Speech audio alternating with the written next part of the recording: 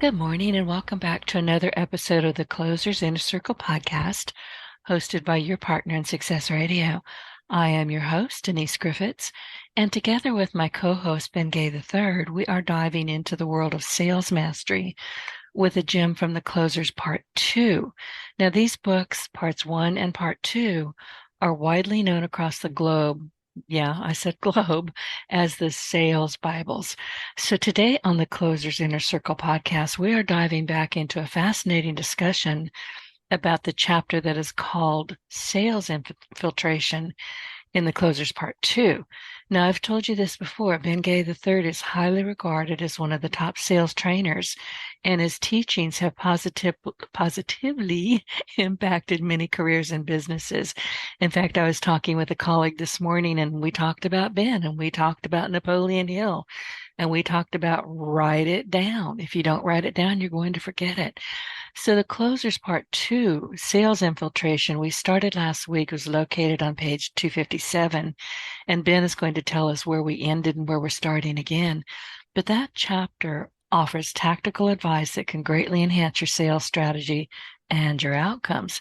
So over the next episode or two, Ben will share his strategies for building strong rapport with prospects and closing more deals.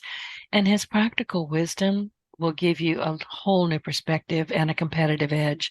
So whether you are experienced in sales or just starting out, this episode is full of valuable insights. So get ready to learn from Ben and enhance your sales skills. Good morning, Ben. It's Wednesday. This is always my favorite day of the week. Good morning, Denise. It is Wednesday. It's it's the hump day, and the people refer to. There's two significant things that happen to me on Wednesday. 10 o'clock in the morning Pacific time, I get to talk to you, one of my favorite people on earth.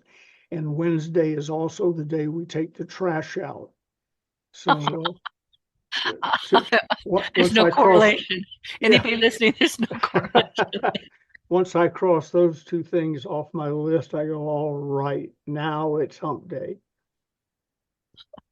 Ours is Tuesday and Friday. Every Tuesday, I'm out there just hauling that big old trash can and saying bad words. it's, it's early in the morning, and I'm hoping nobody can hear me. So They're over in their yard doing their thing, saying the that's same stuff.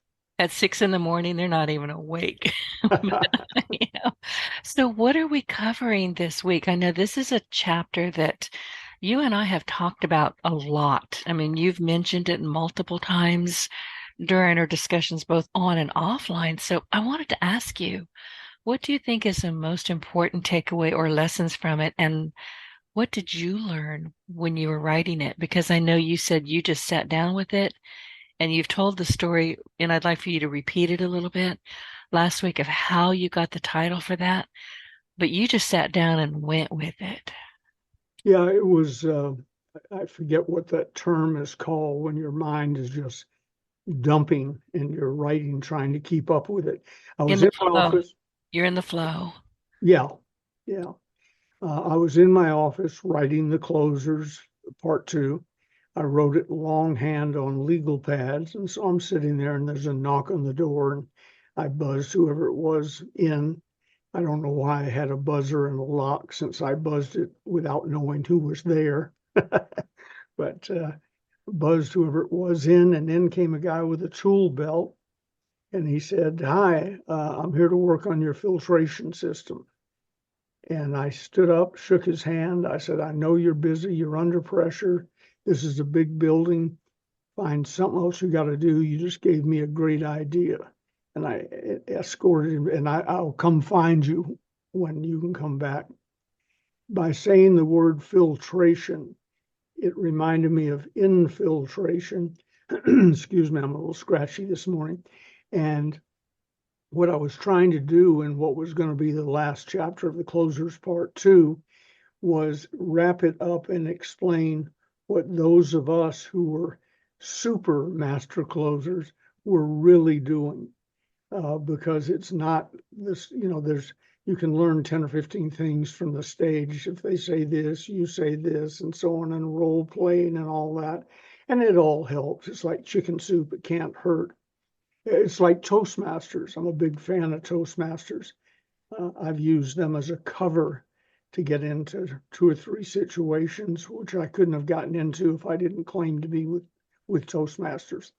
Although I've never met anybody who was an executive with them. I just used them to get in, which is sort of like infiltration that we're talking about. But anyway, I had I was trying to write down, I worked with Zig and his partner, the real closer in the group, Melanius. I worked with Jimmy Rucker, the greatest salesman I ever worked with, and Og Mandino and Fred Herman and J. Douglas Edwards, all the greats. And they would say one thing from the stage, and it was important. It got me going. Some of the things J. Douglas Edwards said from the stage carried me for the first 6 months till I found out they were awkward and not really what was going on, and started becoming, without knowing it, a sales infiltrator, which I've also told you is based on the fact that I'm a Southern gentleman. If I'm in your home or office and you tell me to get out, I get out. So my goal was to develop a method of selling where you didn't ask me to get out before I got a chance to fully explain my product or service and ask for the order. So that gentleman, by saying filtration, gave me the breakthrough I needed. And sales infiltration became the title of this chapter. It also became the best thing I've ever written about selling. I've written, co-written, published, edited 35 books on how to sell and be successful in life.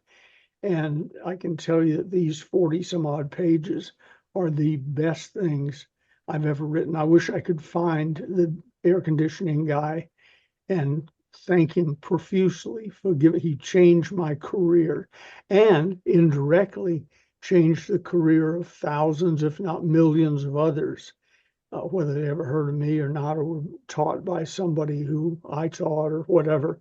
It literally spun a lot of us around. I used to say of Doug Edwards, how many know who J. Douglas Edwards is? And over time, less and less hands went up.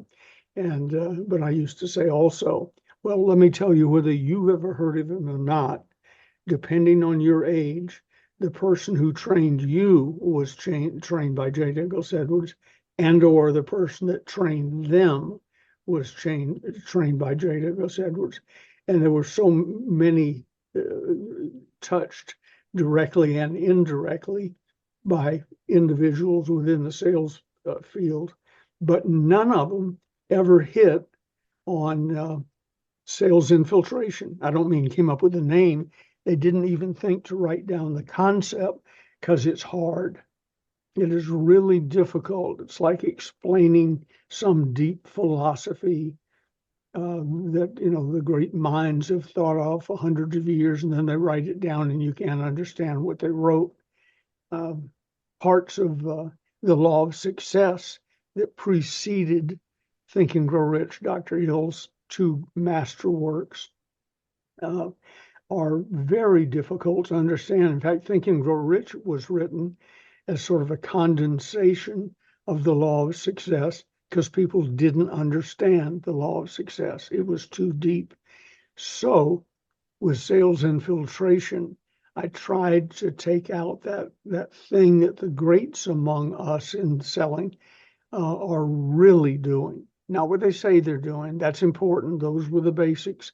Before you get to graduate school, you got to go to kindergarten and first grade and third grade and eighth grade and so on. So all those steps are important. But when you get to graduate school, that isn't what we're doing anymore.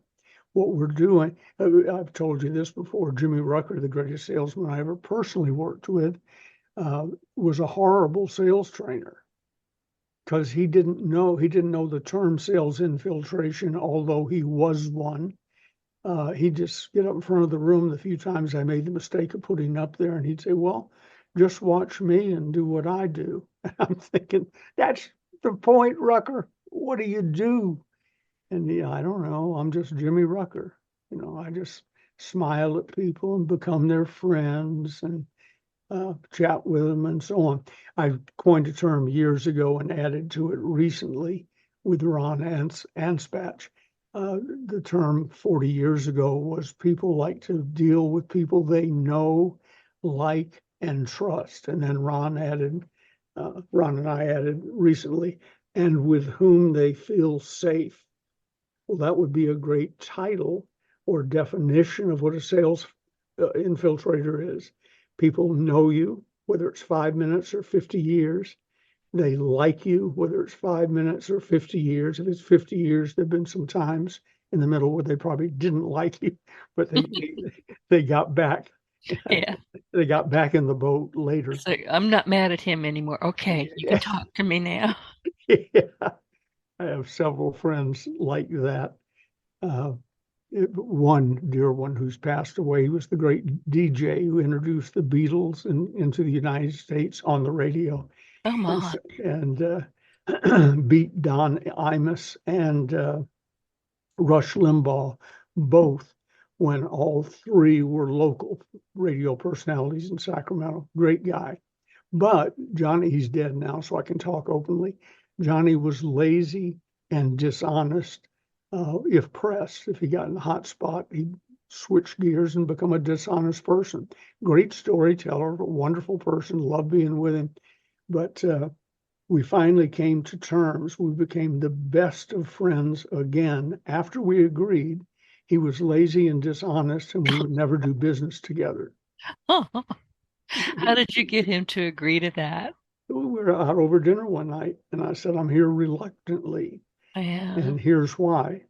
And Johnny's personable guy, he said, oh, okay, I understand that. I said, now, can we be friends and agree that we will never have 50-cent swap hands back and forth between us? He said, yeah, I enjoy your company. Well, that Oh, would have saved 10 or 15 years of grief yeah. if we'd come to Sometimes. that term earlier. But Johnny was a sales infiltrator. He was one of my salespeople for 4 or 5 years, and he was really great, and everybody loved him. He'd just get inside you, before you realized it, he'd get inside you. Which reminds me, by the way, of somebody sent us an email during the week and said, have you told that your gate crashing story, which it's a cousin of sales infiltration. I've spent much of the last 50 plus years in hotels doing seminars, holding meetings, and so on. And not all of that time is busy time. In fact, before cell phones, lots and laptops, lots of it was downtime. So I would wander around hotels and got to know everybody in the dining room and the bar and so on. And then I discovered that what I was really good at was infiltrating class reunions, marriages, uh, whatever. And I just hang around by the registration table and sort of get the feel of it, see what we were doing.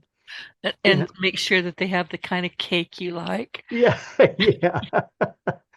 I'm not a big fan of German food, so I've attended very few German family reunions. But you sort of, get the feeling and see if they're giving out those little name tag stickers and if they leave them unguarded, or if you just go up and go, hi, I'm Bob Talbert, who's one of my pseudonyms. I went to school with him years ago. And I often think about Bob. He's going to check into a hotel one day and get arrested. We've been waiting for you. We've heard about Yeah, you. we've heard about you.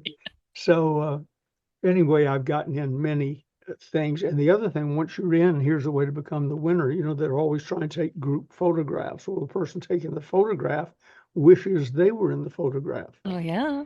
So you offer. I have said to hundreds of groups of various sizes and persuasions, I'll take that picture for you so you can be in it. Would you like that? Oh, yes. And they hand you their camera and say, now, there's one condition. When you're done and you're happy with your pictures, I want you to take one where I'm in the family. Oh. Not a problem. Denise, there are hundreds of people, maybe thousands of people around the country who, when they go through their family album and get to my picture, Who argue about who is that is. that? Yeah, is that Uncle Bob? No, Uncle Bob had except casually. I don't go, my name is, put this in the caption. I just get in the group. And I always smile about that. So I'm at the So Omni Hotel. everybody has an Uncle Bob in the That's South. right. Yeah. Yeah, And but if everybody you're has someone here, they barely know. yeah, And you and get into around class. here, Yeah, you you, get into class reunions. Class yeah. reunions, I always listen for a teacher's name. Oh, Uh, yes, Miss Griffin, did you sit next to me in Miss Griffin's class? Uh, oh, I don't know, but she was one of my favorite teachers, which is what I heard on the other side of the room moments before. oh, gee. And now you're in, and then that person will take you around and introduce you. You remember Bob Talbert was in Miss Griffin's English class with us. Oh, yes, Bob, how are you? And they're hugging you. Uh, and once you got the name tag on, you don't even need an introduction. They're embarrassed if they don't know you. See, So, what you're not telling people is you are an infiltrator because you're really CIA. yeah, exactly. Which CIA understands infiltration. Trust me. I know. And I was going to say, around here, if we call you Uncle Bob, that's not nice. It's not. We don't like you.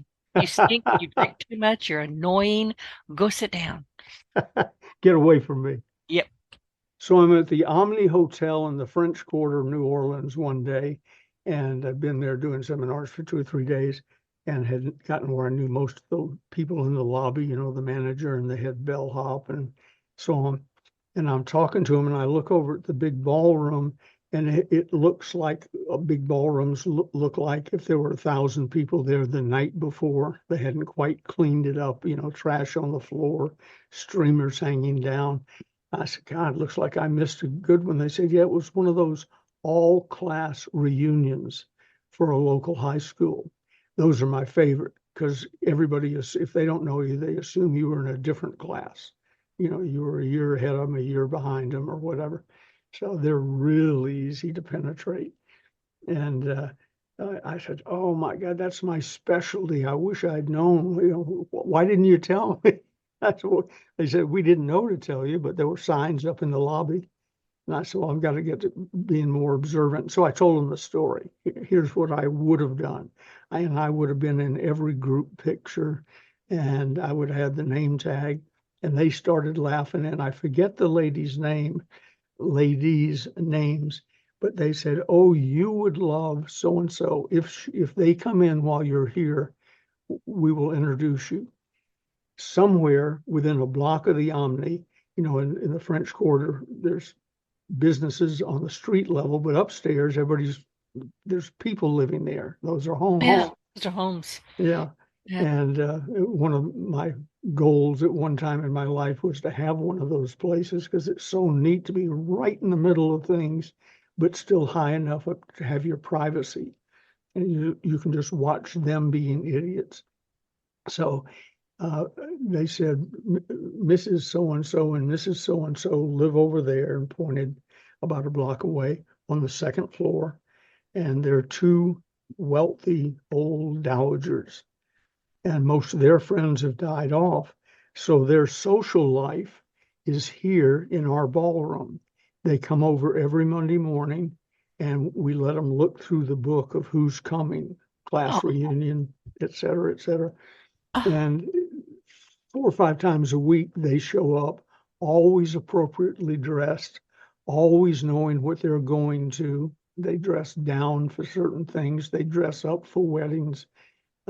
They look a little younger, and because of their clothing, if they're going to a class reunion, it's significantly younger than they are, or younger than they are at all. And this is their social life. And we greet them like long lost friends, escort them to the door of whatever the event is, and they go in and they disappear for 3 or 4 hours. It is their social life.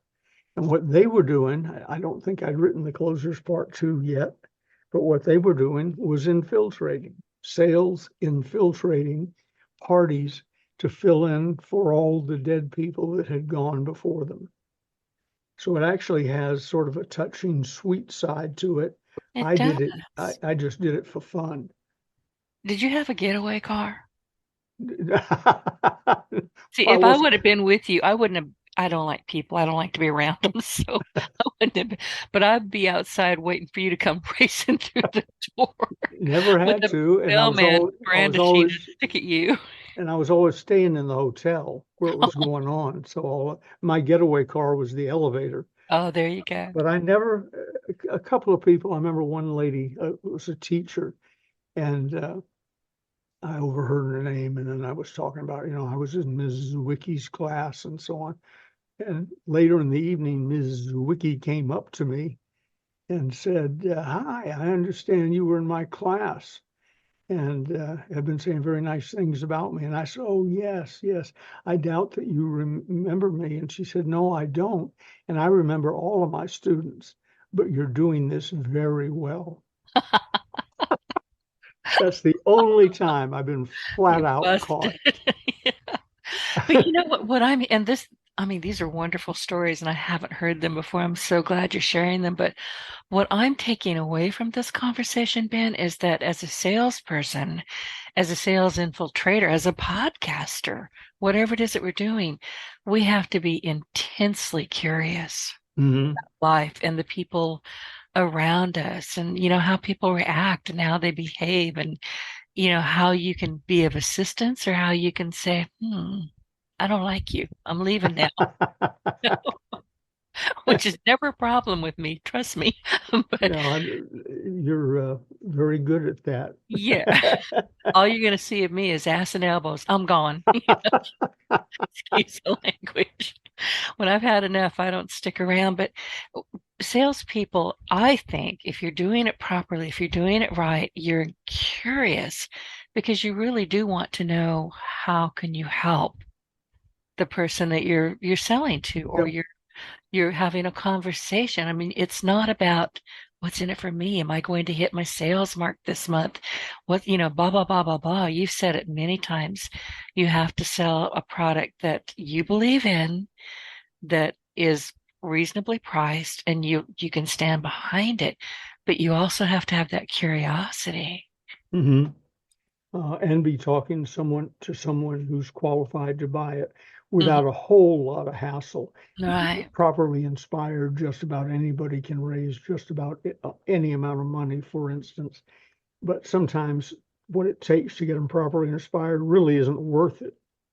But if you're standing in front, sitting in front of someone who's qualified to buy it, and you've got a good quality product and it's fairly priced, and you have become the front part of that is you have become a person of class and quality, and they can send with the ability to tastefully project that you're in. So, I frequently, well, up in front of a group teaching, selling thing, kind of, I could cover this in 10 minutes if you could learn it quickly and believe it.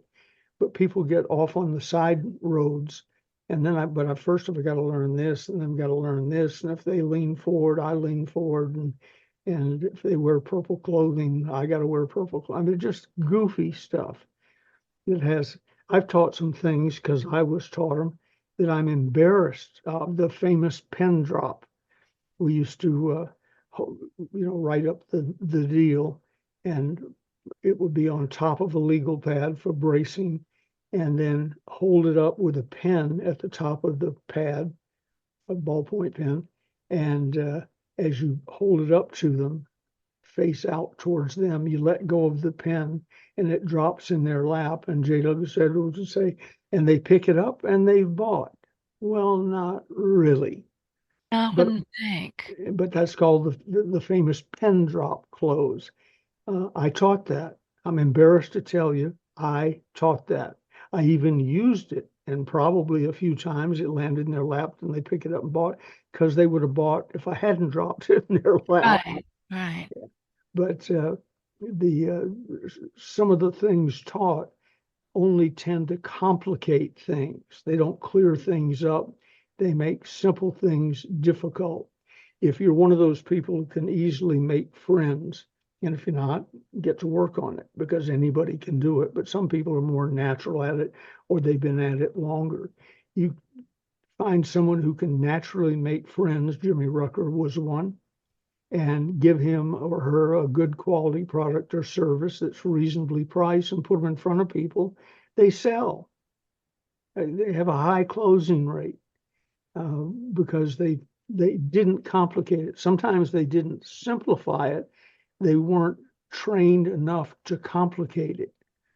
Somebody Oh, said, I've seen it in the Outward Bound film, the survival class thing. They have a film that we used to show in class because it was magnificent about human achievement and so on. And whoever the narrator was quoted, so it'd be better if I knew who it was, but we'll pretend like it was Thoreau. He said, like Thoreau said, your job in life is to grab it by the throat and reduce it to its lowest common denominator: simplicity, simplicity, simplicity. And that's what I do in selling and what most sales infiltrators do, whether they've heard that term or not. They keep it simple, they keep it honest, they keep it fun. I don't mean that this is supposed to be a laugh-a-thon, but you shouldn't have to dread. Gigi is over at one of our rentals right now, meeting with some guy because some mold got behind the wall in the shower or something, meeting with some guy. And she said, do I have to go alone? And I said, yeah, but you have a cell phone, you know where I am. And one of our tenants was going to be there anyway by coincidence. And she said, well, I dread this. I said, well, if he's good in 3 or 4 minutes, you won't dread it. You'll be having a good time. And the reason, I'll give credit to whoever this company is, they called back to set the appointment. It was one of those AI things, and which are not yet polished enough. They just drive me crazy. Soon they'll be good enough where I won't know I'm talking to one. But this one called back, and your appointment's at this time, and we're confirming it, and blah, blah, blah. And we require that both you and your spouse be there, and so on. I said, well, Gigi was offended. And I said, no, they're doing what I'm not going to be. I'm doing a podcast, and I'm not going to be so you can appeal to a higher authority. I'd love to do business with you. yeah. Maybe I I will, know this one. but he's not here. This is the second time we've done this in this house, we are within the last week. And so on. But I said, kudos to them for at least trying not to have a one-legged close. And so Oh, never she, heard that. yeah, one-legged close is you don't have enough of the right people there to make the decision. It might have been 4 people or 2 people or whatever, but the one you're talking to can't or won't make the decision. So they tried to get around that. If I ever talk to their sales manager, somebody will say, it didn't work with us, but it would work with most people, and I want to congratulate you. In the home improvement business, for instance, I do a lot of consulting work and coaching in that industry, and that's one of their biggest things is having someone honor the appointment. I'll be there at 7 o'clock, but the prospect isn't, and both of them should be there if at all possible. Gigi, who's a sweet, gentle soul, but was a super real estate salesperson, I was proud listening to her when she told the AI thing, which brought on a live operator. Are you saying that I can't make a decision by myself as a woman? Is that what you're saying? Let me assure you that I can, and I own the house. So we don't need anyone to approve my decision when and if I make it. Are we clear? Oh, good. 10 o'clock? That'll be fine. So she backed him right down. But Yeah. hearing that conversation reminded me of when women couldn't have a checking account on their own. I'm old enough to remember those days. When my mother was born, 1919, on the day she was born, August 23rd, 1919, women couldn't vote. Then women couldn't have a checking account. When she was married to my father, he had to sign or she wouldn't have had a checking account. Oh, Credit geez. cards had not yet come along, but then in the early days of credit cards, same thing. Well, there's some businesses out there still operating that way, and I understand They're trying to avoid one-legged closes. I got it. But they need some work on new ways to cover that. I would say to them, being a sales infiltrator, let me tell you why we require that or request that. It's because when we present the offer, it's an immediate offer. Take it today or tomorrow. We may honor it or not, but it's a one-day offer. So it's to your advantage and our advantage to have everyone there needed to make a decision. To see if we have to send our person back out to talk to you, our costs go up and you eat those costs. So it's to your advantage to have the situation set up properly. Fair enough. And under those terms, I have to work on a little bit, but under those terms, the number of one-legged closes would drop significantly, and the closing ratio would go up significantly. It's just automatic. See, once you explained that, when you first talked about, that they require, that word bothers me, but that the man and wife be there. I'm not married. I've been there, done it, did my time, not doing it again. You're on probation? I'm not even on probation. I quit. I Did am my never, time. yeah, did my time. But the thing is, I mean, my hackles went up when I heard that. I was like, you've got to be kidding me. Who is that? Once you explained it, it made sense, but I didn't know the explanation. Yeah, And if I you would have can, been deeply offended and probably just said, you have a nice day in the deep south. You say you have a nice day now. You hear that means get the heck away from me, go to another zip code. well, I'm on your side, I but know. I know the statistics. And if a good closer comes into your home and the husband and wife are there, or the partners, or the whatever, everybody needed to make a decision. The kids, if you're talking about funeral arrangements, prepaid Right. funeral, uh, Hospice care, any of it. Yeah, I get yeah, any of that stuff, all the qualified people need to be there. And just to make let's say they have my closing rate. If everybody's there and you send in a sales infiltrator who's good, his or her closing rate should certainly be in the 80s. Mine is 86%.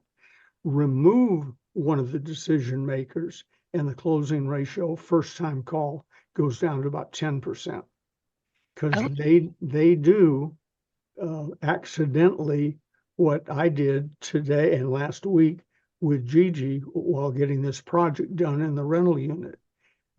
I am not going to present both of us.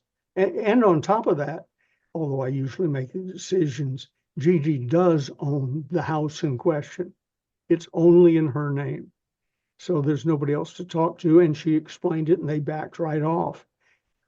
But they'll still, if they ever heard this conversation, they'll still wish I was there. why? But I She didn't sounded want, perfectly reasonable. I didn't want to make a decision today. Oh, And I oh, didn't want to devote 30 minutes to telling him I wasn't going to make a decision. And I didn't want to get nasty and do my no, it's my get favorite out, word. yeah, Nope. get out of here. My Uh, mom said it was my very first word, and I believe her. and several times since. Oh, yeah. Yeah. Well, I wanted to go back just a little bit because everything you're talking about is really, some of this we just haven't covered yet, and I'm so glad we are. But I made there's a sticky note here. It says on page 259, it says first, Ish. yeah, first understand why it is so difficult to learn from an actual practicing sales infiltrator. And we've been talking about that a bit. And you say it's because they rarely, if ever, use a close. This is the part that I just went, you go on to say they are the close. They are Mhm. living, breathing close themselves. They have crossed over. They have transformed themselves. They have become one with their products, their services, their customers, and their selling processes. So isn't that really what this whole book is about?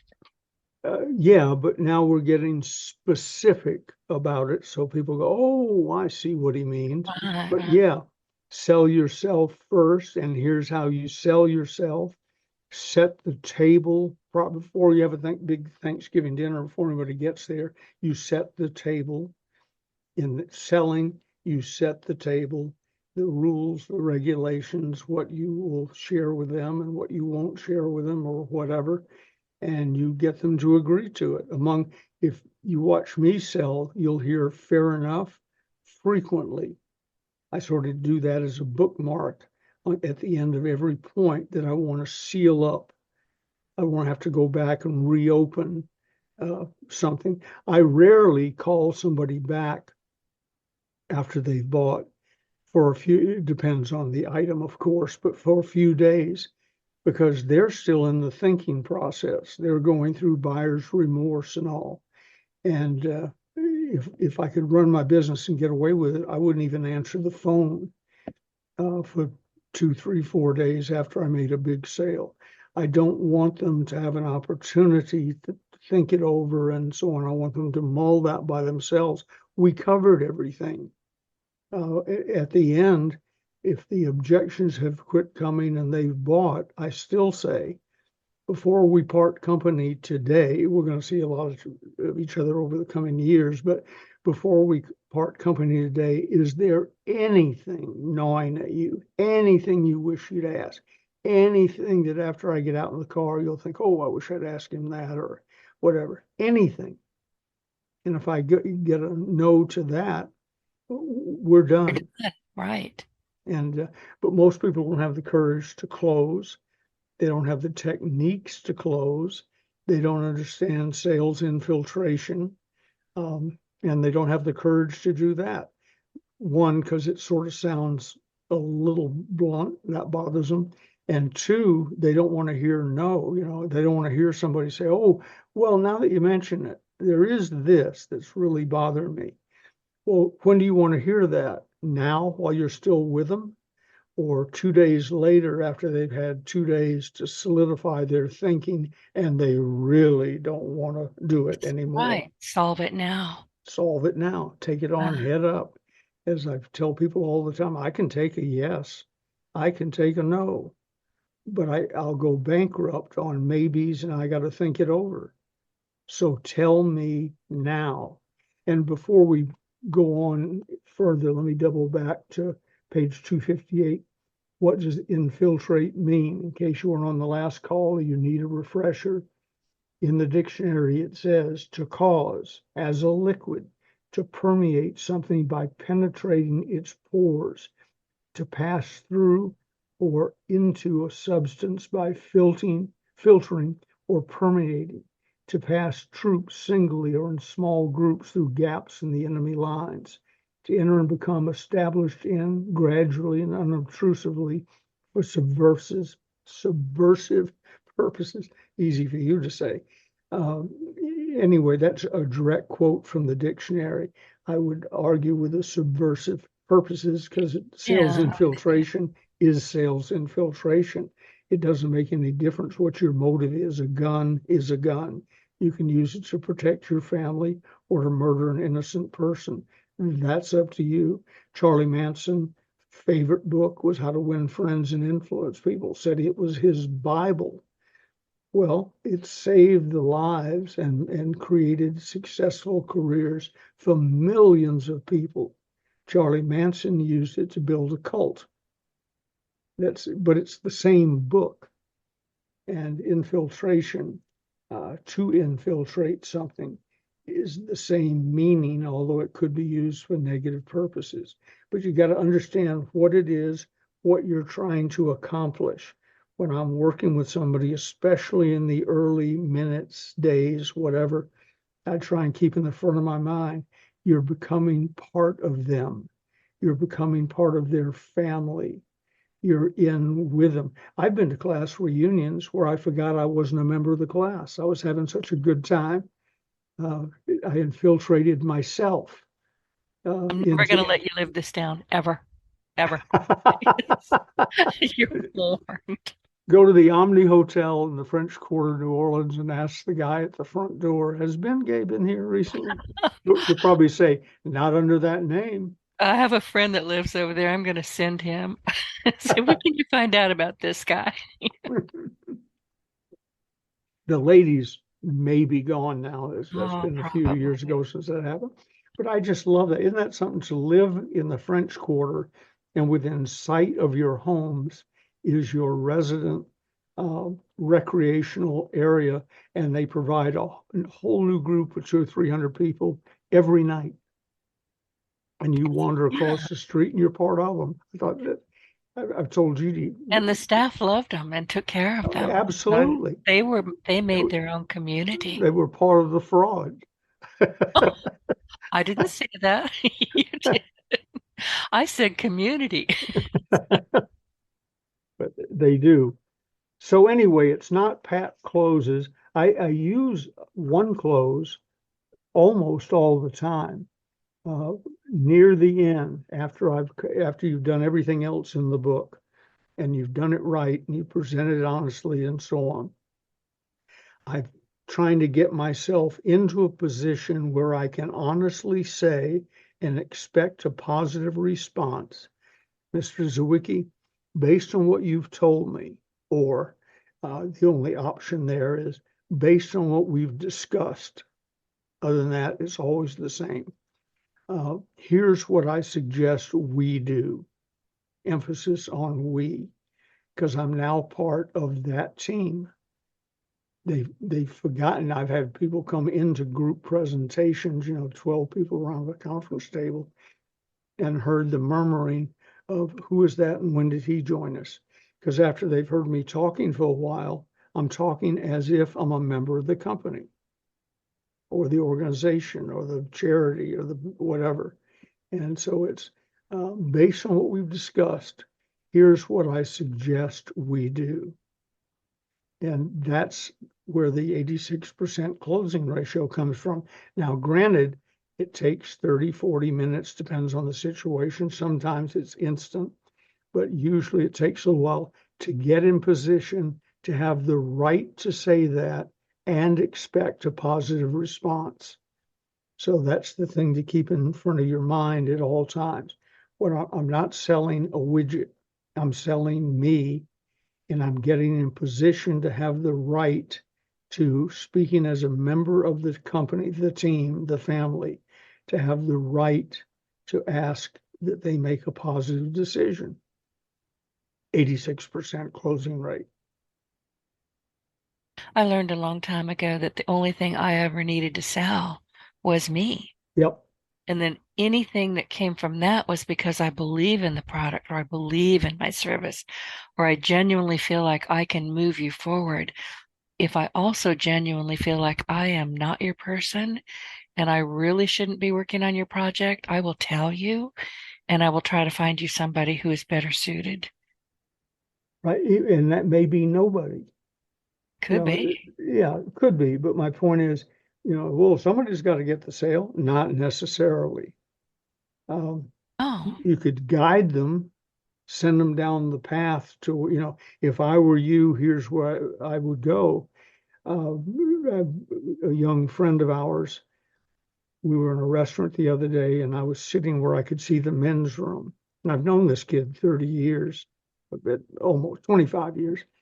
And I'm sitting there and I said, Gigi, that's the sixth time he's gone in the men's room. He works there, sixth time. And we're not through our first glass of wine.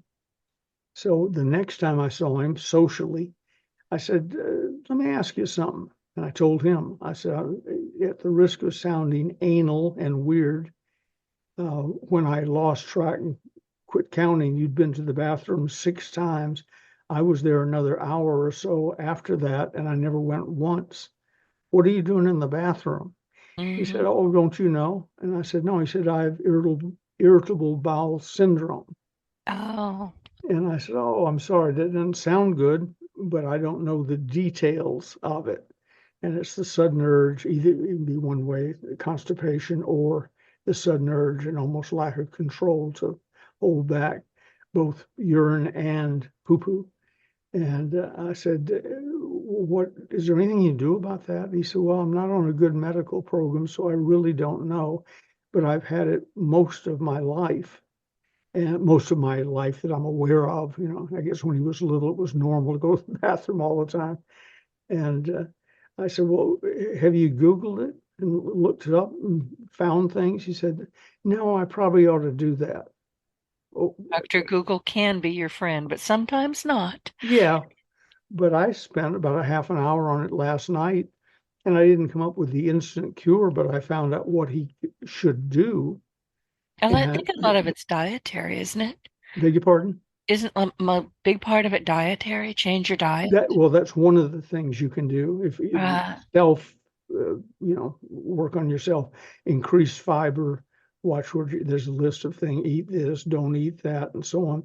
But some people, when the dust settles, still have it. Google will head you down the right path. And then there's a book out now by one of my famous cohorts, and I forget which one wrote it, but it's called Ask. You got to ask people. In this mm, case, I asked him, and then he sort of asked me back, and I got on it. And so I called my doctor, who's the best in the area and very hard to get into, and pulled a favor in. I said, I got a kid I want you to see. I'll pay for it, blah, blah, blah. And now we're down the road. He's been suffering from this for 20 years, no. but he didn't ask, and then he didn't listen, and so on. Hmm. Sometime in the coming months, I'll be happy to report to you that he's either cured it or it's under control. Right. But you got to ask, you got to listen, and in selling, you got to ask, you got to listen. The solutions are all there. I was in a bookstore the other day, used bookstore in Placerville called The Bookery. I haven't been in there in years. And I walked in because I'm about to purge my personal library again, which I do every 2 or 3 years. And I said, rather than give it to the library who seems annoyed or Goodwill who uses them for landfill, I have an idea. I'll give you these books box by box over a few weeks' time, and then you can sell them. She said, well, our buyer comes in on Wednesday or Friday or whatever. I said, I'm not trying to sell them. I'm trying to deliver them. And then you sell what you can. And if there's some you can't sell, won't sell, don't want to sell, um, then you give them to the library. They'll give you a blank receipt on which you may write what you think the books are worth, and then you get paid right then in the tax deduction. She said, where have you been all my life? I bet. And so I've infiltrated her, and she said, aren't you write books yourself? And I said, yeah, you've carried a few of them. I had customers that came to town, went in the local bookstore and said they don't carry the closers. And this is several years ago. So I said, I'm going to solve that. So I put 2 or 3 of each book in a box and took it down there. I said, hi, I'm a salesman. I teach selling. These are the books I wrote, and I put them on the counter. I said that they're yours. How's that for a close? So They now said, they what's, carry them. yeah, they said, what's up? I said, I don't want anybody coming to town ever again and discovering you don't carry my books. And I don't have time to sell you on carrying my books. So there they are. And when you run out, call me. Oh, that's nice. And as I'm telling you that story, I'm picturing this place. I thought I had a lot of books. These are 15-foot ceilings in old Placerville, from the carpeting to the ceiling, in a room that's about 40 by 40, with 6 or 7 rows of books down, bookshelves down the middle, all from the carpeting to 15 foot in the air. There isn't, as I'm saying, I'm going to bring you books. I'm thinking, where are they going to put them? I've never seen that many books outside of the Library of Congress in one place in my life. See, I would never come out of there, and my first question would be, can I order pizza? Because I'm not coming out. Yeah, Can I have food delivered? yeah. Where do I put my recliner? Right, right. Hey, Yeah. and you said something earlier. Oh, we're going to run out of time pretty soon. You were talking about, your when you talk about fair enough when you're selling, when you're towards the Mhm. end, fair enough, fair enough.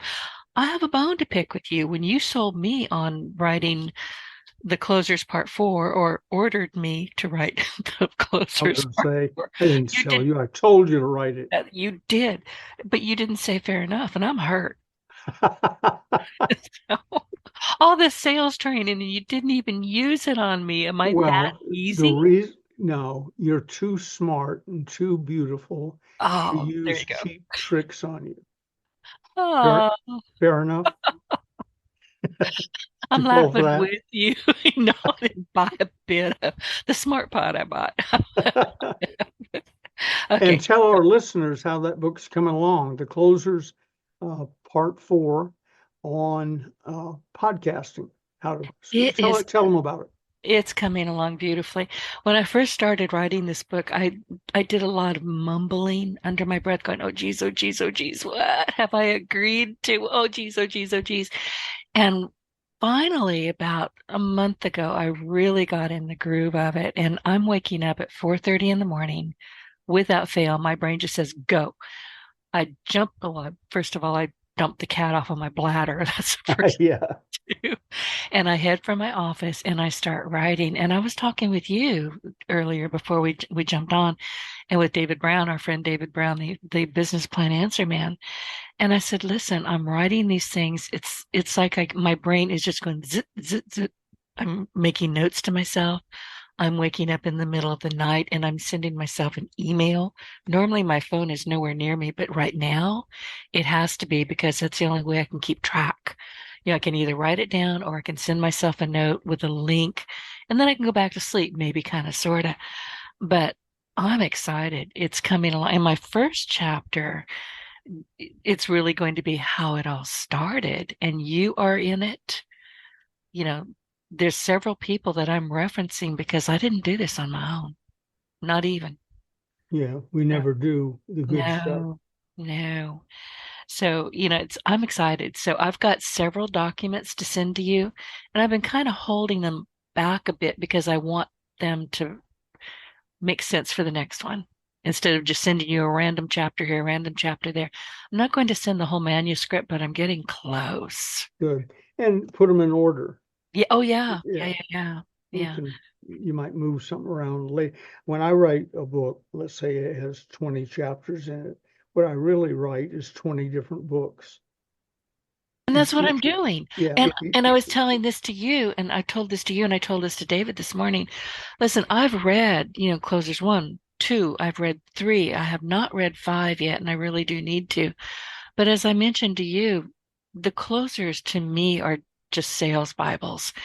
And podcasting is not necessarily about sales. It's about marketing. It's about getting your voice heard. It's about a lot of things. But I have to stay true to how these books are written. I don't Mhm. want to wander off and people go, okay, that's nice, but I like the other two better. I want them to go, oh, this is, an extension of part 2 at the very least. So that's my plan. Well, I can't wait. I've seen bits and snatches of it, and I know uh, I know your qualifications when I ask you to do it. So I'm looking forward to it. Ask, And so many, I really ask. think if we'd written it 5 years ago, it would have gone off into the wind and into Yeah, yeah, bookcases and so on. But now I have people asking me, "How's that podcast book coming?" it's coming. And you know what? I'm so proud of it. I'll look at it and I'll read what I wrote the night before, the day before, and I'll go, oh, that's good. But then I'll make a note, say, okay, add this, correct this. But I'm not having to make any major changes, which tells me I'm in flow. Hmm. Yep. When I was writing Sales Infiltration, it was the best writing experience I've ever had. In Right. typeface, it's 40 some odd pages, I think. I haven't counted them recently. But except for talking to the air conditioning guy briefly, I wrote nonstop. I mean, I don't think I went to the bathroom. I didn't look up.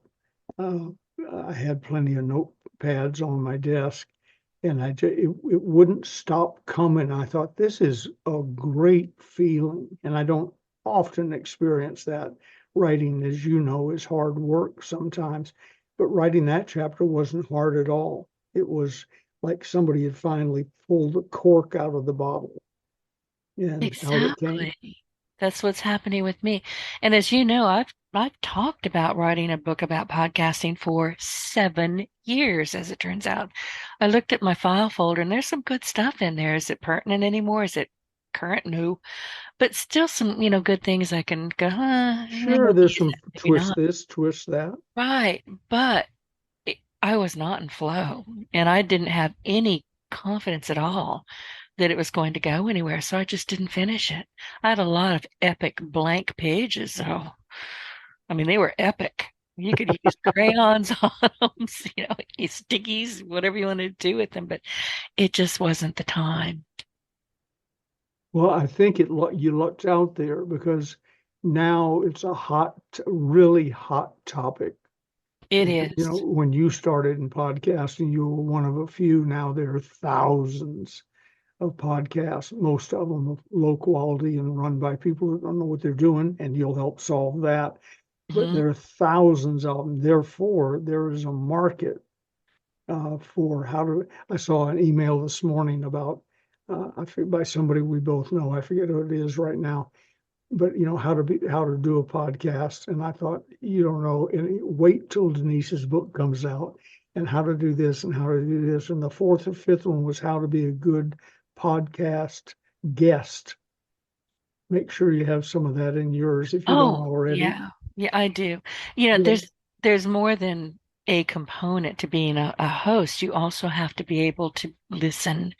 And I talk about that a lot. Sit down, shut up, and listen. And, and I do mean it. Sit down, shut up, and listen. But you have to be able to do both. And that goes back to what you're talking about, being honest in your presentation, being honest in how you show up. You're not deviating or speaking to one crowd here and another crowd there. The messaging that you are giving as a host or as a guest is always going to be you. You Yep. better make darn sure you know what your voice is. And know your subject matter, which you certainly Mhm. do. Cavett Robert, the father of the modern speaking industry and a good friend of mine, he and I and Wade Cannon began the National Speakers Association. They were drunk in a bar somewhere and they called me. So that's how it started. But Oh, Cavett used to be criticized from time to time in that he gave the same speech. He'd send you a list of topics that he would speak on, 15 different speech titles, but the speech was always the same no matter what title you picked because he had it down pat. And I said to him one day, and some other people may have been there, Cavett, I love it, but I know your speech as well as you do. I can say it with you word for word. Do you think you ought to change up the material? He said, Ben, it's easier to get a new audience than a new script. it is. It really Yeah. is. And here's another thing that I'm going to be talking about in the book too. That chapter's already started as an outline. But doing a pre-interview to me is critical. And what you said just triggered why I'm doing that because you'll hear other podcasts or you'll read the show notes. It's the same thing. Doesn't matter who the host is. It's going to be the same talking points, the same. Yes, it's going to hit different audiences. There's no question about that. But when I'm on a pre-interview with you, that's where the magic happens. Because yeah, you've given me your talking points. You know what you want to talk about, but I have 30 minutes to kind of dig around and poke around in your head and find out what's really important, outside of sound bites. And Yeah. that's really where the magic happens. So I will have those questions in front of me and I may weave them into the conversation. I have them mostly to keep me honest during the podcast so I can, stay on track. But I am always going to get more out of you than you thought I would because I'm listening. Yep. And, the part Ron and I added to my old phrase, uh, and with whom they feel safe. Know, Right. like, trust, and with whom they feel safe. That's exactly And right. when I'm talking with you officially, unofficially, whatever, I always feel safe. It's like I'm talking to my best friend or my sister. I started to say mother, but I figured that wouldn't go over well. Uh, And me being that she's gone and all. So, yeah, since she's dead. yeah. We're sitting in a pub the other day waiting for our table, and a guy came up and flopped down in the stool next to me. And nice guy. But normally you go through is someone sitting here? So, Right. So he sat down. I said, "Excuse me, my mother was sitting there," and he jumped up like he'd been shocked. And he said, "Oh my God, I'm so sorry." And I said, "It's okay. She died 30 years ago. Have a seat." And he said, "You son of a." Biscuit. He called you a biscuit, right? But she had sat there one Well, time. yeah, there you go. You weren't really lying. You might have been equivocating a bit, but not lying.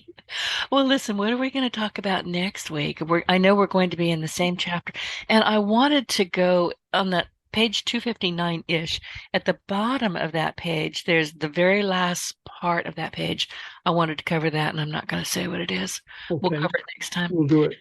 And one quick thing, just because I saw it while we were talking, it's a page and a half past that, but I just love it. Somebody, a reporter, allegedly was asking a golf pro what it was like to play against Jack Nicklaus, and how does Jack Nicklaus play golf? And the pro said, "Nicklaus doesn't play golf. The rest of us play golf. He plays something different." And that's a good example of a sales infiltrator. How does a sales infiltrator sell? When you get it down right, someone will say about you, like I say about Rucker, he doesn't sell. He's a sales infiltrator. He does something different. And that's what sales infiltrators do. And that's a goal for those of you who are listening. You get that in your quiver, and selling is no longer a challenge. There you go. I have to ask you, does Jimmy Rucker ask for any kind of like send him pennies or dimes or dollars every time you mention him on this podcast? Show him a bit. Jimmy's sort of used to it. I miss him so much, and so many people have tracked him down. I've never given out his number. I've never even said where he lives, except in general. And they try and lure him back out of retirement. He said, when Ben was talking about me, did he mention I'm retired? Yes, he did. And they'll say, well, yeah, he mentioned that. He'll say, capital R, retired. There's nothing you can say or do. I No, was leave in me it. alone. Yeah, I was in it. I did well. I made lots of money. I'm retired. Thank you very much. Tell Ben I said hello. So a couple of days ago, somebody said, well, could I just get him on a podcast? I said, no. No, I would, I've never asked, and I know why. I know better. Yeah, So, you can track him down on your own. I won't help you. I said to no, that I would person, never. but it isn't going to happen. I've never heard anybody retire like he retired. I mean, I I think retired. he's a person of absolutes, though, isn't he? Yeah, You do yeah, it my way or the highway. yeah. As he would That, frequently say, that's interesting," which yeah, meant whatever you just said was stupid, but he didn't want to argue about it. yeah, I don't care. We are running out of time, and the last All time right. we did run out of time. Tell people where they can find you, your mentoring program, and the Bibles, the closers. Okay. If you want to reach me personally, just go to my email, BFG3, that stands for Benjamin Franklin Gay the third, at DirectCon, that's short for Direct Connect, DirectCon.net. And just give me a clue. If it's a question for the show, put question on the subject line. If you want to know about the mentoring program, tell me that, and I'll send you a little thing that explains the mentoring program. I don't currently have any openings, but when I do, you'll be told immediately. And if you just want to chat, I don't do stupid talk. But if you the pretty girl with the big breasts who email girls who email me and say, "How are you today? How are things on your end?" I got this morning. And I had to resist saying, pretty good since I got some preparation H. How's yours? And, See, I wouldn't resist. That's, that's the difference between us. I would just let it rip. and then if you'd like to, uh, I just had a note Books. slipped in front of me. Oh, the guy that Gigi has been dealing with, Hmm. note says, come over with 2 books for Jeff. So Oh, he's she going to get sold him. closers books. He either was so good he'd earned them, or he's so Oh, bad he needs them. One or the other. But if Tell you her don't to let have me you, know. yeah, if you don't have yours, here's where you can get them: special pricing, free shipping. You go to stores, stores dot ebay dot com /Ronzoni books, RONZONE books, all one word, Ronzoni books. And if you order before 2 o'clock California time, they'll go out that day. If not, the next business day. And as I said, special. Oh, and I still, even though they go through Ronzoni books, I still sign them and date them. They're brought to me for that purpose before they're shipped. So I look forward to seeing y'all next weekend. Denise says, oh, next week. Yeah, He we'll says, be here. I look forward to seeing you as always. And I Oh, hope thank people you. got great value out of the show. Well, I did. Yeah. I'm the Well, then most that's it.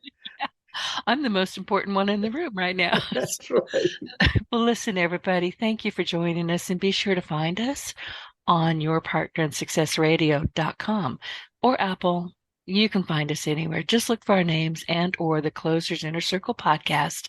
The truth is you can't throw a stick on the internet without hitting me, Ben Gay III, or your partner in Success Radio. So look for us, send us questions, and we look forward to seeing you next week. Ben, thank you. Thank you.